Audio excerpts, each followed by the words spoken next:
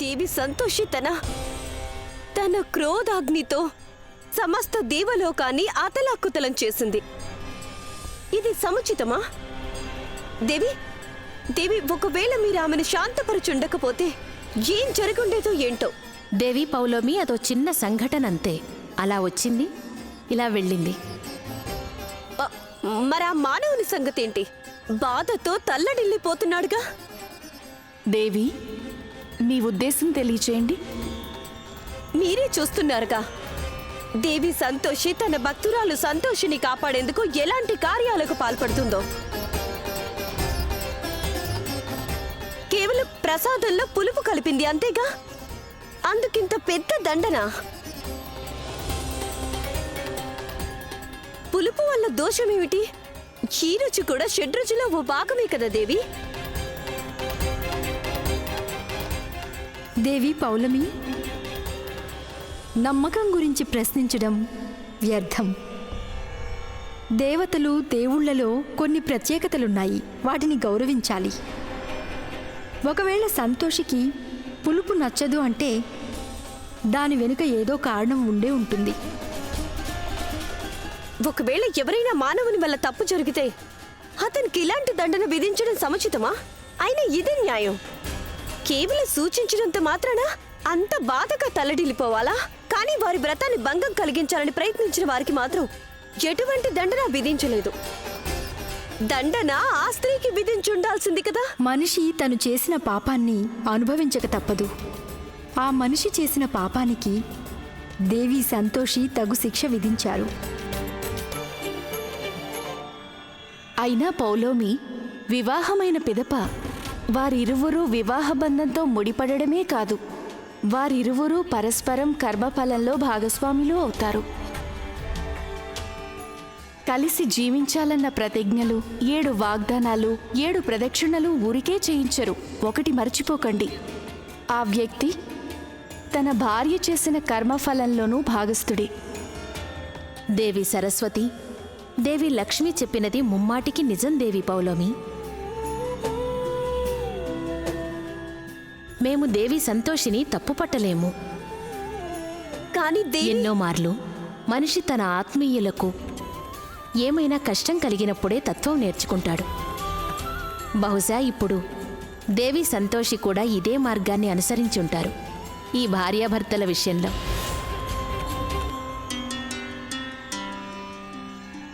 అలాగే దేవి, మేం మీకెటువంటి సహాయము చేయలేము.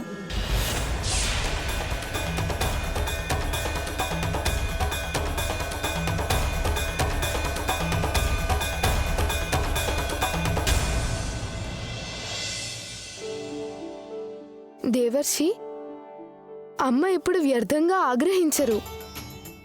నారాయణ నారాయణ, సత్యం సెలవిచ్చారు గోమాత. ఒకవేళ పొరపాటున వ్రతం భగ్నమై ఉంటే నేను నా భక్తుల్ని క్షమిస్తాను దేవర్షి.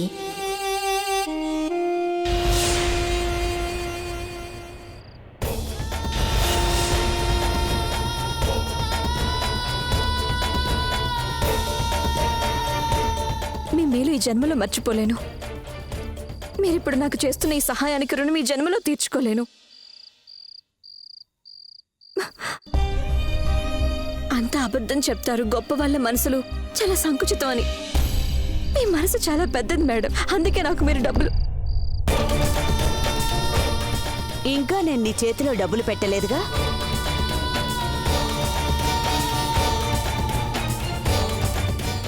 మా చిన్నాన్న జీవితం మీ చేతుల్లో ఉంది మేడం. ఒకవేళ మీరు అడ్వాన్స్ ఇవ్వగలిగితేనే మా చిన్నానికి ఆపరేషన్ జరుగుతుంది. ఆయన్ని కాపాడండి.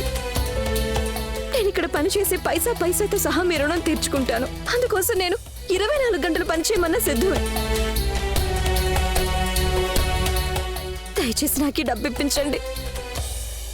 ఓ అరగంట నుంచి నేను ఈ మాట వింటూనే ఉన్నాను. Let me tell you one thing.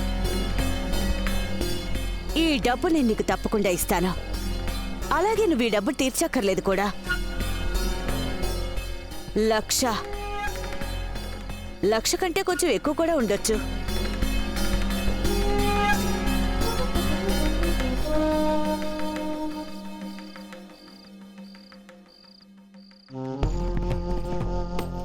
ఈ డబ్బిచ్చే ముందు నాదో షరత్తు. నేను మీ షరతులన్నిటికీ ఒప్పుకుంటాను. నాకు దయచేసి డబ్బులు ఇప్పించండి. ఆలోచించుకో. నాకు ఇప్పుడు ఈ డబ్బుని మించి ఇంకేమీ ముఖ్యమైన విషయం లేదు. మీరేం చెప్పినా నేను చేస్తాను. సరే,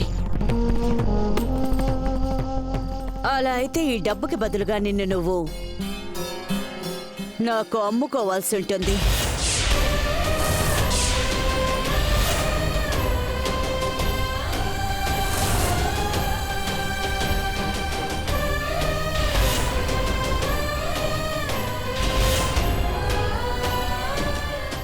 ఏంటి మీరంటున్నది? 1,00,000. నువ్వు అడిగినంత మూల్యం చెల్లించి నిన్ను నేను కొనుక్కుంటున్నాను. ఈ రోజు నుంచి ఈ డబ్బు నీది. కానీ ఇక మీదట నీ జీవితం నాది. నువ్వు పడుకున్నా, మేల్కొన్నా, లేచినా, కూర్చున్నా, వచ్చిపోయినా మాకోసమే చేయాలి. చివరికి నువ్వు శ్వాస కూడా మా ఇష్ట ప్రకారమే తీసుకోవాలి. చెప్పు, ఒప్పుకుంటావా? సంతోషమాతకి చాలా పెద్ద భక్తురాలివి కదా నువ్వు. అయితే ఆ మీద ఒట్టేసి చెప్పు. ఈ డబ్బు తీసుకున్న తర్వాత మాట తప్పనని.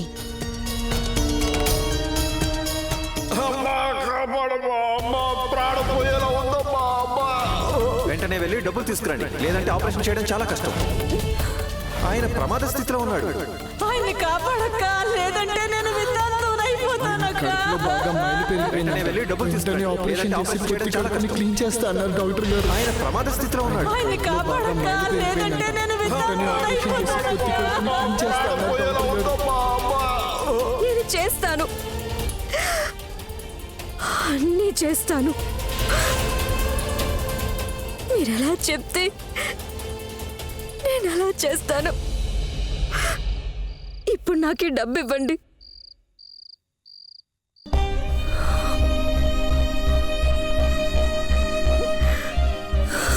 నేను సంతోషి మాత మీద ప్రమాణం చేస్తున్నాను. నేను నా చిన్నాన్నకి ఆపరేషన్ చేసేందుకు మనస్ఫూర్తిగా మీకు అమ్ముడు పోతున్నాను. మీకు దండం పెడతాను. నాకు డబ్బు ఇవ్వండి. డబ్బు ఇవ్వండి మేడం. దయచేసి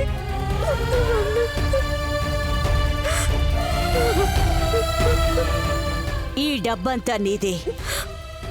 వెళ్ళి మీ బాబాయ్ ప్రాణాలు కాపాడుకో. వెళ్లే ముందు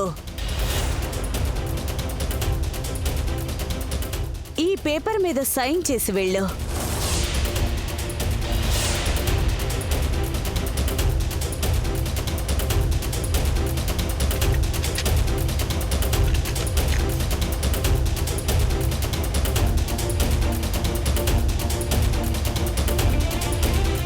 దీని మీద ఏం రాయాలో తర్వాత ఆలోచిస్తాను. కానీ ఒకటి గుర్తుంచుకో, ఇక మీదట నువ్వు మా బానిసవి, గులామివి. ఒప్పుకుంటున్నాను మేడం.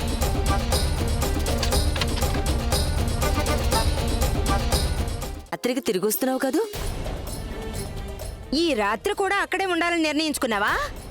ఓ పని చెయ్యి, అక్కడే టెస్ట్ వేసేయమ్మా.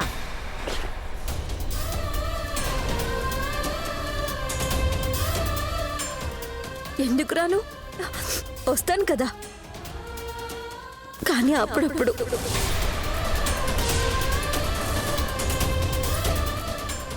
అప్పుడప్పుడు రావడం ఏంటి?